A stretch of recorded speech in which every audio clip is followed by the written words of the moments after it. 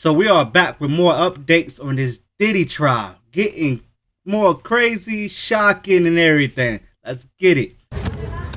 Diddy trial, day 5. The weather is awful. I'm clenching an umbrella between my legs right now, so bear with me here. But Cassie is still on the stand being cross-examined.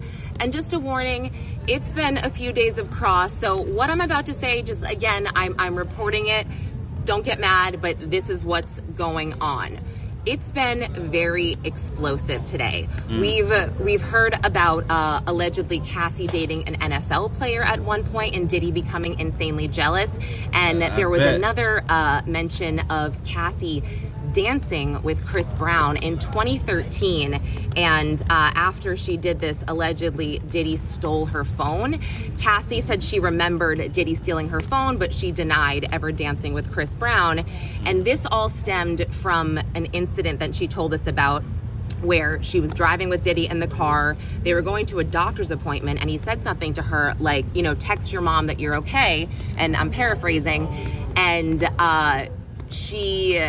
she opens her phone or goes to unlock it, and as soon as she unlocked it, he stole it from her. And then she said he got out of the car basically and took off running. She didn't have her phone for hours. And she told her mom, and her mom called the cops. Side note, I'm wondering how many calls there were to LAPD over the last X many years and how many police reports there are. I wonder if that'll come out. But let me go back a little bit because, oh my gosh, it's raining so bad, sorry. There was a lot of back and forth between Cassie and Diddy, and Cassie really talking about how, you know, you're high, you're so crazy when you're high, you're drunk, you're this, you're that. And I felt like the defense is really trying to plant that Diddy could have never committed these crimes, again, because he didn't have the guilty mind to do so because he was under the influence. Just a thought that I had. We learned today, oh my gosh, there was a lot. We learned about Jonathan Odie, and this was the escort that had come out. He got arrested at Mar-a-Lago in 2018. He was on camera saying all these things about Cassie and Diddy and that Diddy paid him off and this and that. Well, it was discussed today with Cassie that she saw Jonathan Odie take his phone out during an FO and start to record. She told Diddy, and she said that, you know, Diddy said he would take care of it, but she wasn't aware of, you know, him doing anything. But so that's why old boy say he recorded stuff, and then that's why Diddy tried to pay him off with that $5 million. But now old boy just don't care. He already did an interview and just basically telling everything. I guess we know now that he did pay him off and he did sign an NDA. They also discussed the escort service they use. I'm not sure if I had said this before, but it's called Cowboys and Angels, and it was actually on a reality show called Gigolos. I don't know if that was Showtime or HBO, but yeah, whatever. They really are spending a lot of time trying to discredit Cassie. There's a couple things here. So Cassie had testified during direct about an alleged rape that happened in 2018. She said it was in August. Well, they pulled up transcripts and her lawsuit, her 2023 lawsuit, where she said that it happened in September of 2018. And this was after Diddy returned from Burning Man. And during direct, she said that the rape occurred in August again, and that night he was trying to convince her to go to Burning Man. Then they showed us text messages between Cassie and Diddy from August of 2018, where he says to her, or she texts him with a heart, and this is like a day or two after they went to that dinner, and then he allegedly raped her. And sorry, is it loud? I hope it's not. She texted him with a heart, and he said, "I'm sorry that I've fallen off." Again, paraphrasing. "I didn't turn you on last night or the other day." And you know, she's responding, and they're having a conversation like all is well. And then they go to another friend's birthday party a few days later. So again, poking a lot of holes. And then there was something wild, a recording that we heard that I thought was super wild. And I didn't bring up what I'm about to tell you the other day because it wasn't, I don't know, I guess I didn't think it was important, but wow, now it's pretty crazy.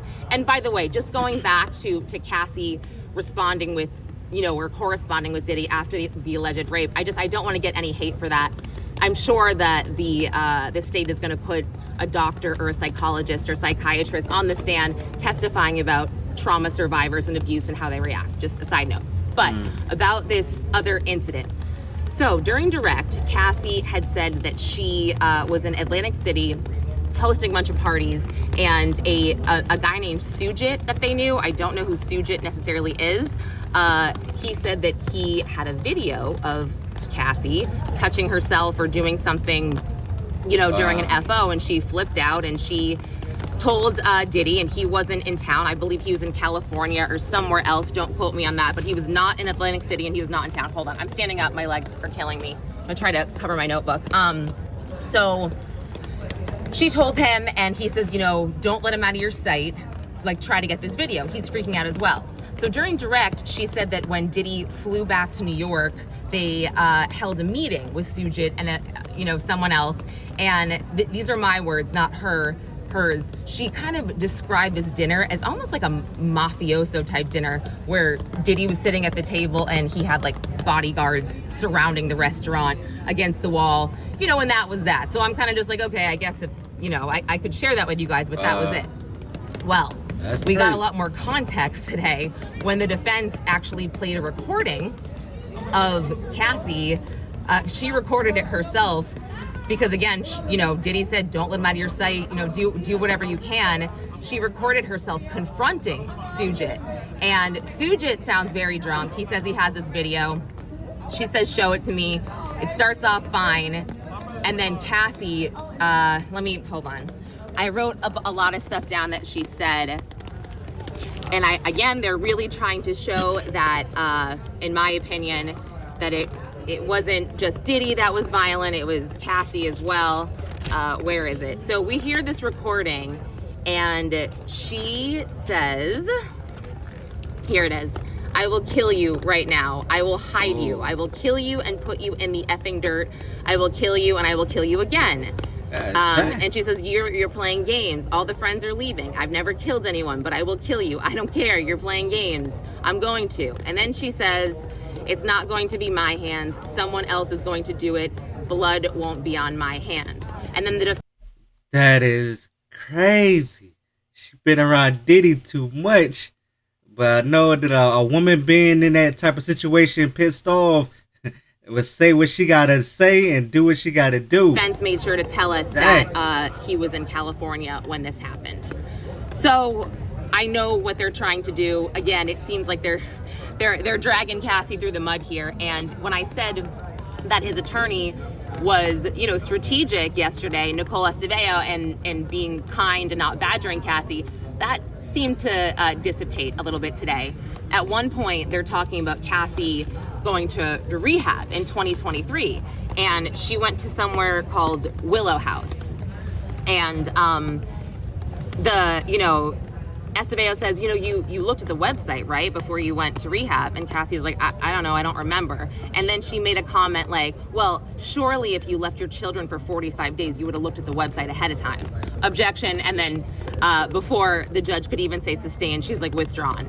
So it was getting a little spicy. And just about this rehab, they were talking about, the rehab, and basically that it wasn't just for drugs and trauma. It was a lot more than that. She had some type of neurotherapy that would help her cope with trauma. She had sessions where she would basically, relive some of the trauma and complete it. And then they made sure to share that she was taking some kind of drug. I think it was, it started with an S. I gotta find it. It'll take me a minute to find it. It's so crazy out here. Suboxone. She was taking something like that, but not when she got to this rehab prior to that. Oh, there was, it's just wild when you hear these evidentiary hearings in the morning before trial starts, and they're arguing about evidence being let in, and then hearing a federal judge say the term freak off, I will just never get used to it. It's so weird. That's the term of the week, freak off. So Esteveo asked Cassie at one point this morning if she hated Diddy, and Cassie said she did not hate him. And then she asked, do you still love him? And Cassie said exactly this, word for word, I got it. She said, I have love for the past, what it was. And you know, it's interesting because Cassie didn't cry at all when she was being cross-examined, but when when Emily Johnson came back to do redirect, we definitely saw a lot of tears from Cassie, and it was really sad. Additionally, I wanted to go over something this morning that they were discussing during the evidentiary discussion, or the discovery discussion, before the jury came in. They were talking about this video that Diddy sent Cassie after the Intercontinental incident beatdown, and basically the defense is like, this is when he was in rehab. He sent you this video. And the way they positioned it, they said, you know, this is a video of Diddy walking through nature and talking about God. And everybody was like looking at each other like, what? And Cassie said it wasn't rehab. He was in Sedona, Arizona. And he sent her a video basically saying that he was trying to do better. He was getting right with God. And I guess they wanted this admitted for like some kind of apology, but the jury didn't hear it. Sorry if that was unclear. I'm starting to get brain dead from all of this, but let's go just to some big moments of the afternoon, which many of you may already know. But yeah, Cassie admitted to a $10 million settlement with the Intercontinental Hotel. She has not yet received this settlement. We also, I'm looking through my notebook, sorry, look at all these notes. We saw text messages from 2020 between Cassie and Diddy, where let me see, I wrote some messages. Oh yeah, I wrote some notes. He said, I will always love you. I hope you forgive me. I send this message with all respect to your husband. And he said, we're lucky to be alive, alluding to all of their, you know, drugs and partying. Say hi to mom and pops. You know, it was really showing that maybe he was sorry.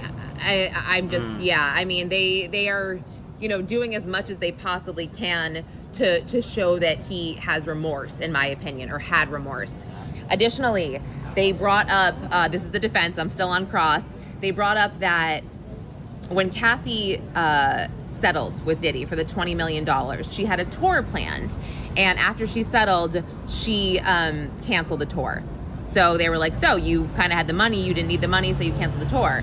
And then later on the redirect, Cassie said something that I thought made a lot of sense. She's like, I canceled the tour because it was just a lot after I filed that lawsuit. You know, I was getting a lot of attention, you know, good and bad, negative and positive. So she was overwhelmed.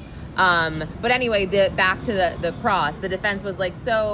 Not trying to be funny, but she was going to go on tour. What was she's going to perform? She only put out one album. You know, your husband's a personal trainer, right? And at the time that you filed this lawsuit, you guys were living in Connecticut with your children, your two children, at your parents' house, and they made sure to say it was a very modest house. And then they kind of left it at that, so they didn't really badger it. But let me see what else. Yeah, we just saw a lot of text messages between Cassie and Diddy where they just tried to contradict her, saying that she, you know, didn't want to be there. She didn't want to do freak offs. And then the last thing from the defense, or the last message that was read from the defense before they were finished, I can stand up now, sorry, was September of 2012. Diddy texted Cassie, want to FO one last time. And Cassie said, what? And he said, you can't read? And she said, I don't want it to be the last time. I want it to be the first time for the rest of our lives. And then the defense was like, no further questions. So, yeah, there's that. So then we went into the redirect, which was a lot of what we had heard already, them reiterating that, you know, she loved him, she felt trapped, more of the abuse that she suffered. Just, again, reiterating what we heard in her direct testimony the first 2 days. At one point she said they were talking about how she didn't want to do freak offs because of, you know, she had to recover for so long, and it was, you know, it was like work and then freak offs and recovery. So they, the government said, well, what was your other job, you know, when you weren't doing music, or what did you feel like your other job was? I can't remember the exact question, but she said sex worker. And yeah, they had to strike that. And the judge was like, jury disregard.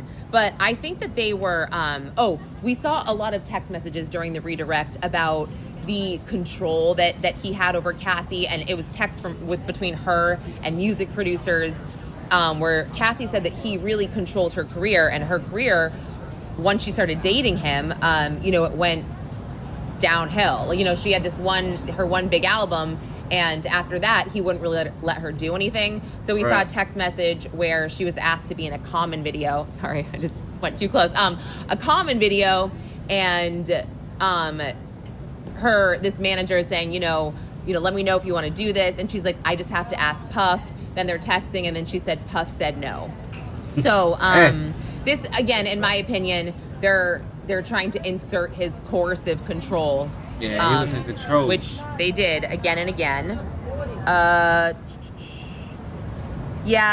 Then the defense came in and asked a few more questions.